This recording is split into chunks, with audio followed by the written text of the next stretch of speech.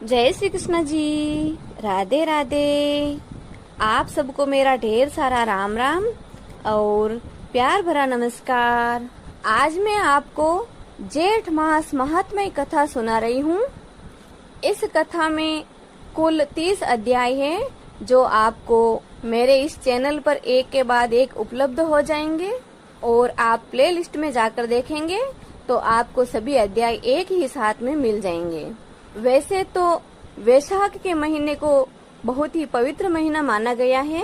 स्नान, दान, धर्म, पुण्य सब के लिए वैशाख मास बहुत ही पवित्र महीना है। लेकिन जेठ का महीना भी कोई कम नहीं है। शास्त्रों में वैशाख मास के समकक्ष ही जेठ मास को बताया गया है। जेठ का महीना गर्मियों का सरताज है। इस महीने में अच्छे अच्छे लोग धूप से बचाव के लिए अपना सिर ढक लेते हैं, यहाँ तक कि उन्हें घूंघट भी निकालना पड़ता है। इसीलिए तो इस महीने को जेठ महीना कहते हैं, क्योंकि घर में जेठ जी बड़े होते हैं तो बहू रानियां उनसे घूंघट निकालती है। जेठ जी के बराबर इस महीने को उपमा या उपाधि दी गई है। यह महीना जलदान, पदवेश दान यानी जूता चप्पल का दान, छाता दान यानी चिलचिलाती धूप में हमें छाया की जरूरत होती है और वो छाया हमें छतरी, छत्र या छाता से प्राप्त होती है। इस तरह के दान के लिए सर्वोत्तम महीना है। सूर्य की किरणों की तपन की ज्येष्ठता के कारण हिंदू पंचांग में वर्ष के तीसरे महीने को ज्येष्ठ कहा जाता है। सर्वाधिक बड़े दिन वाला यह महीना गर्मी के हिसाब से सबसे ज्यादा कष्टकारी होता है। इस महीने में नौतपा भी लगता है, यानी कि लगातार 9 दिन तक भीषण गर्मी पड़ना। नौतपा यानी सर्वाधिक तपने वाले 9 दिन। ज्योतिषीय गणना के अनुसार मई के महीने के अंतिम दिनों से लेकर जून के महीने के शुरुआती दिनों तक नौतपा की अवधि रहती है। इस गणना के अनुसार माना जाता है कि जेठ महीने में सूर्य जब रोहिणी नक्षत्र में प्रवेश करता है तब गर्मी प्रचंड पड़ती है। इन दिनों में अधिकतम तापमान 45 डिग्री से 48 डिग्री तक पहुंच जाता है। आधुनिक मौसम वैज्ञानिक इसे हीट वेव या लू वाले दिन भी कहते हैं। भीषण गर्मी वाले इस ज्येष्ठ महीने को आम बोलचाल की भाषा में जेठ कहा जाता है। इस जेठ महीने की दोहा चौपाई के रूप में बड़ी अच्छी प्रशंसा की गई है, जो हम सुनकर बड़े प्रसन्न चित्त से इन नौतपा के दिनों को गुजार लेते हैं और बारिश का इंतजार करते रहते हैं। तो दोहा रूप में सुने। जेठ मास जो तपे निराशा, तब जानो बरसा की आशा।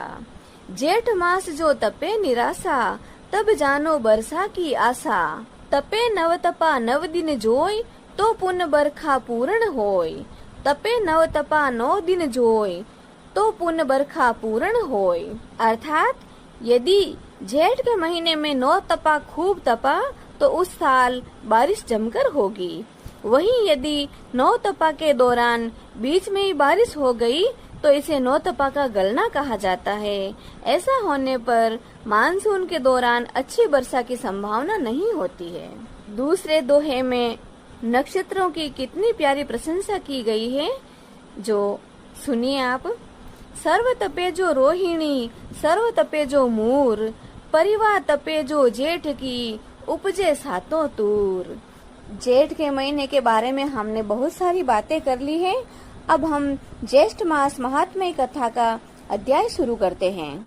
तो आप बड़े प्रेम, श्रद्धा और आदर भाव से ज्येष्ठ मास महात्म्य कथा के 13वें अध्याय का श्रवण करें।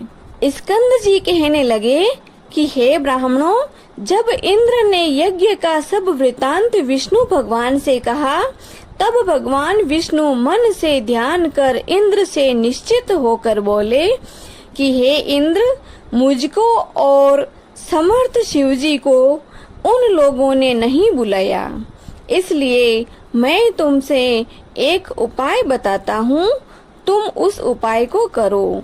हे सुमत, मैं तुमको अदृश्य करने वाली विद्या देता हूँ। तुम पवित्र होकर उस विद्या को ग्रहण करो तथा निर्भय होकर फिर से वहां जाकर विधि से उस विद्या का जाप करो। सावधानी से यज्ञ के घोड़े का हरण करो और उसी तरह मौन पूर्वक कपिल ऋषि के आश्रम में जाओ। सब देखकर यज्ञ के घोड़े को रख कर स्वर्ग में जाकर पूर्ववत अपना काम करो, अन्यथा यज्ञ के बल से बलान्वित होकर सबको मारेंगे। भगवान के वचन सुनकर इंद्र ने विधिवत स्नान किया और अदृश्य कारिणी विद्या को ग्रहण कर प्रथम मधुसूदन भगवान को प्रणाम किया और पूछा कि हे भगवान, कपिल मुनि कहाँ पर है? श्री विष्णु भगवान कहने लगे कि कलिंग देश से पूर्व की तरफ पृथ्वी के अंदर गुफा में कपिल ऋषि ने पाताल के समान भूग्रह यानी तहखाना बना रखा है। उसी भूग्रह में ध्यान अवस्थित होकर कपिल मुनि रहते हैं। विष्णु भगवान के ऐसे वचन सुनकर इंद्र यज्ञ के घोड़े के पास गए और भगवान विष्णु के उपदिष्ट विद्या का ऋषि देवता के सहित जप करते हुए यज्ञ के घोड़े को लेकर शीघ्र चले गए। परंतु यह वार्ता किसी को कुछ मालूम न हो सकी। एकांत में ध्यान मग्न कपिल मुनि को देखकर इंद्र ने विधि पूर्वक प्रणाम किया और यज्ञ के घोड़े को वहां बांधकर इंद्र अपने स्वर्ग को चले गए। परंतु मन में फिर भी शंका बनी रही। इधर यज्ञ के घोड़े के हरण हो जाने पर उसके रक्षक एक साथ अज्ञान से मोहित होकर सबों ने राजा से आकर कहा कि हे राजन, यज्ञ का घोड़ा कहाँ गया तथा उसको कौन हर कर ले गया, हम नहीं जानते। रक्षकों के ऐसे वचन सुनकर सगर पुत्र यज्ञाश्व की खोज में दशों दिशाओं को गए। समस्त पृथ्वी तल के भाग को देखकर देवलोक देखने के लिए स्वर्ग को गए। इसके पश्चात नक्षत्र लोक को गए और इंद्र की पुरी को भी गए। संशय में पड़कर व्याकुल सगर पुत्र इंद्र के प्रत्येक गृह में और दूसरों के गृह तथा नगर में अटारी, समस्त शाला, वन, उपवन, दिक्पालों के लोक, तदंतर ब्रह्मलोक, कैलाश, हिमवान तथा अनेकों मेरु पर्वत, समस्त गुफाओं और समस्त शिखर, गंधर्वलोक, यज्ञलोक, तदंतर विष्णु लोक में भी चले गए थे। इस प्रकार सगर पुत्र सब लोकों में घूमे, परंतु यज्ञ के घोड़े का कहीं पता नहीं लगा।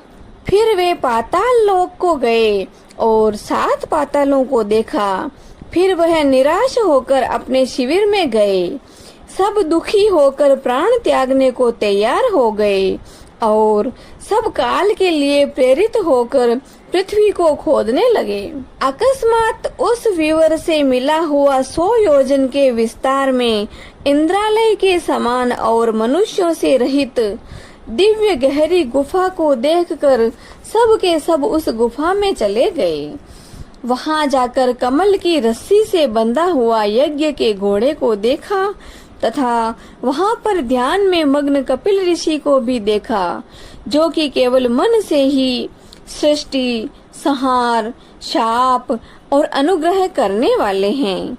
कपिल मुनि के प्रभाव से उन मूर्ख सगर पुत्रों ने कपिल मुनि को चोर समझकर कहा कि इसी ने घोड़ा चुराया है और अब भय से यहाँ आकर ध्यान लगाकर बैठ गया। हम लोगों के भय से पृथ्वी के नीचे घर बनाकर ऋषि के समान बैठा है। इस दुष्ट को अच्छी तरह से बांधकर राजा सगर के पास ले चलेंगे। यह कहकर उन शूरवीर सगर पुत्रों ने बड़ा कोलाहल किया और कपिल मुनि को बांध दिया तथा कुछ लोगों ने उन पर प्रहार भी किया। ध्यान को त्याग कर ज्यों ही कपिल मुनि ने उनकी ओर देखा, त्यों ही वे सगर के पुत्र कपिल मुनि की नेत्र अग्नि से जलकर भस्म हो गए। इति श्री ज्येष्ठ मास महात्मय सगर पुत्र नाश वर्णन 13वां अध्याय संपूर्णम। बोलो श्री विष्णु भगवान की जय, लक्ष्मी मैया की जय। श्री ज्येष्ठ मास महात्म्य कथा की जय। श्री ज्येष्ठ मास महात्म्य कथा के 14वें अध्याय का श्रवण करें। ऋषि कहने लगे कि हे षडानन, जब राजा सगर की सब संतति भस्म हो गई और उनका यज्ञ न हो सका तो राजा सगर ने क्या किया और उसके सैनिकों ने क्या किया, यह सब कृपा करके आप हमसे कहिए। स्कंद जी कहने लगे कि हे शौनक ऋषियों, विल के द्वार पर स्थित सैनिक लोग विह्वल होकर और विल की उस अग्नि ज्वाला से संतप्त होकर राजा सगर को सब समाचार सुनाने के लिए गए और कहा कि आपके पुत्रों ने जब यज्ञ के घोड़े को कहीं नहीं देखा तो अपने हाथों से पृथ्वी तल को खोद डाला। उसके अंदर उस बिल से मिला हुआ 100 योजन के विस्तार में एक गुफा मिली। उसके अंदर बहुत से सैनिकों सहित आपके पुत्र सब के सब चले गए थे तथा हम सब लोगों को बिल के द्वार पर रोक दिया। कितने ही दिनों तक जब वह बाहर नहीं आए और हमको बिल के द्वार पर खड़े रहने के कारण कुछ पता नहीं लगा कि वे अंदर क्या कर रहे हैं। इतने में ही पाताल के समान वह बिल अग्नि से पूर्ण हो गया और हम लोग अग्नि ज्वाला में व्याप्त हो गए। फिर हम लोग वापस आकर आपसे समाचार निवेदन कर रहे हैं। हे राजन, उनकी क्या गति हुई? मुग्ध हो जाने के कारण हम कुछ नहीं जान सके। उन सैनिकों के ऐसे वचन सुनकर पर्वत पर वज्र प्रहार के समान राजा सगर पृथ्वी पर गिर गए और मूर्छा खाकर मृतवत से लगने लगे। यह देखकर उनके आत्मज और सभी ऋत्विज लोग हाहाकार करने लगे। इसके पश्चात राजा सगर को उठाकर उनके मुख कमल पर जल सिंचन करने लगे। राजा को मूर्छा से जागृत देखकर ऋत्विज लोग कहने लगे कि हे नृप शार्दूल, हे समस्त प्राणियों के रक्षक, आप शोक मत करो, क्योंकि पुरुष वीर्यशाली होते हैं। आप और हम सब उस बिल के द्वार पर चलेंगे और वे सब उस बिल के अंदर जाने वाले जीव का बल और पराक्रम देखने के लिए यज्ञ के कार्य को समाप्त करके चल पड़े। मार्ग में सैनिकों ने देवताओं से भी दुष्कर कर्म जो सगर पुत्रों ने किए थे राजा को दिखाए। बिल पर्यंत पृथ्वी का समस्त तल भाग खुदा हुआ देखकर ऋषि लोग कहने लगे कि हे उपस्थित वृंद, आप लोग सुनिए।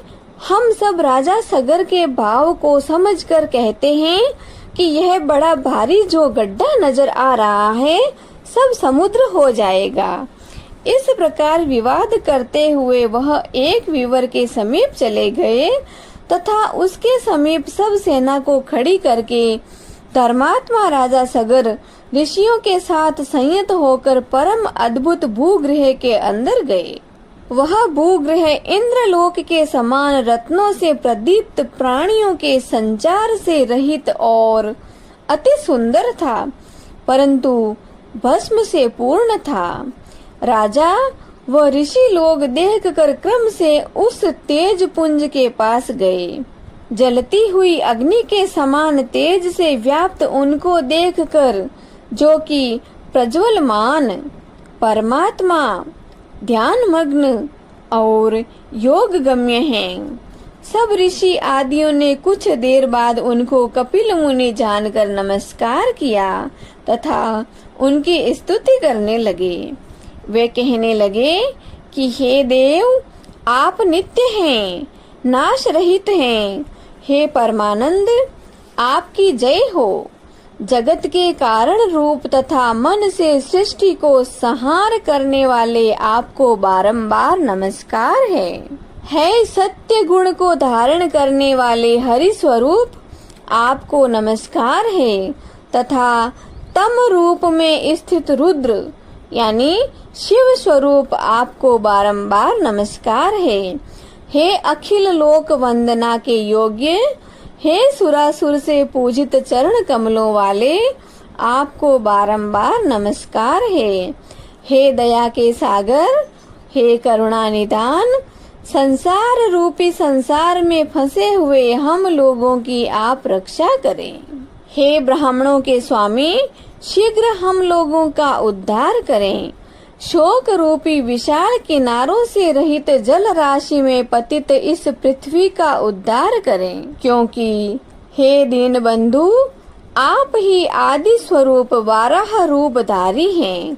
इस तरह स्तुति करके राजा सगर पुनः शोक मग्न होकर और वर्षा काल में जैसे महान पाषाण गिरते हैं, उस तरह जमीन पर गिर पड़े। नेत्र खोलकर अपने सामने निश्चित रूप से पतित राजा सगर तथा उन ऋषियों को देखकर कपिल मुनि यह वचन बोले। इति श्री ज्येष्ठ मास महात्म्य कथा गंगा प्रादुर्भाव वर्णन 14वां अध्याय संपूर्णम। बोलो श्री विष्णु भगवान की जय, लक्ष्मी मैया की जय, ज्येष्ठ मास महात्म्य कथा की जय। अब हम जगत के पालनहार प्रभु की आरती करते हैं। हरिओम।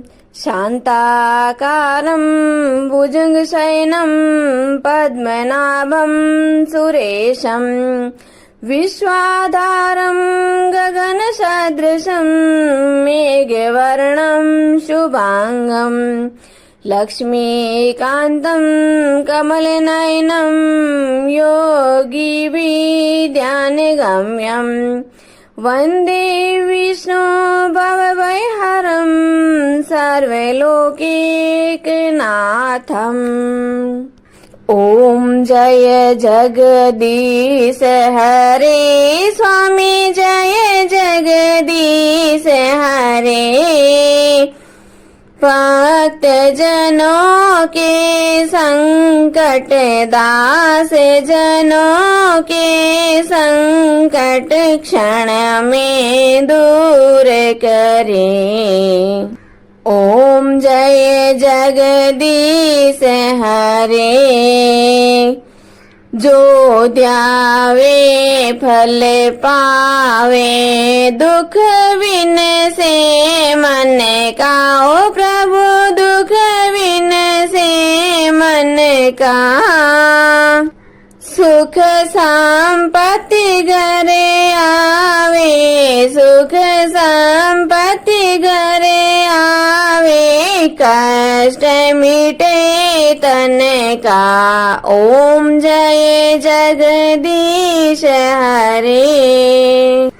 मात पिता तुम मेरे, शरण गहूँ किसे की। ओ स्वामी शरण गहूँ किसे की। तुम बिन और न दूजा, आप बिन और न दूजा। मैं आस करूं जिसे की। ओम जय जगदीश हरे। तुम पूर्ण परमात्मा, तुम अंतर्यामी। ओ प्रभु तुम अंतर्यामी। पार ब्रह्म परमेश्वर, पार ब्रह्म परमेश्वर, तुम सबके स्वामी। ओम जय जगदीश हरे। तुम करुणा के सागर, तुम पालन करता। ओ स्वामी आप पालन करता। मैं मूर्ख खल कामी, मैं सेवक आप स्वामी। कृपा करो भरता। ओम जय जगदीश हरे। तुम हो एक अगोचर, सबके प्राणपति। ओ प्रभु सबके प्राणपति। किस विध मिलो दयामय, किस विध मिलो कृपामय, आपको मैं कुमति। ओम जय जगदीश हरे। दीन बंधु दुख हरता ठाकुर तुम मेरे हो, प्रभु रक्षक आप मेरे। करुणा हाथ बढ़ाओ, श्रद्धा प्रेम बढ़ाओ, द्वार पड़ा तेरे। ओम जय जगदीश हरे। विषय विकार मिटाओ, पाप हरो देवा हो, स्वामी कष्ट हरो देवा। श्रद्धा भक्ति बढ़ाओ, करुणा प्रेम बढ़ाओ, संतन की सेवा। ओम जय जगदीश हरे। तन मन धन सब कुछ है तेरा हो, स्वामी सब कुछ है तेरा।